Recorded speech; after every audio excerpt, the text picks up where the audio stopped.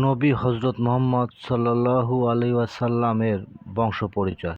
আমাদের প্রিয় নবী হজরত মুহাম্মদ সাল্লাল্লাহু আলাইহি সাল্লাম কুরাইশ বংশের সন্তান ছিলেন। তিনি ছিলেন আদনানী আরবদের একজন, যার বংশধরেরা সরাসরি পৌঁছে যায় হজরত ইসমাইল আলাইহিস সালাম পর্যন্ত, যিনি ছিলেন হজরত ইব্রাহিম আলাইহিস সালাম এর বড় ছেলে।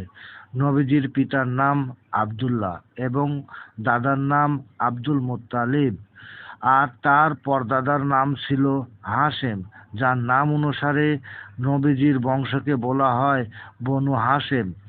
এই হাশেমি বংশেই ছিল মক্কার অন্যতম সম্মানীয় ও মর্যাদাপূর্ণ পরিবার। তার জন্মই ছিল রহমত, শুধু মক্কার জন্য নয়, সারা দুনিয়ার জন্য। নবীজিকে ভালোবাসলে লাইক, কমেন্ট, শেয়ার করতে ভুলবেন না।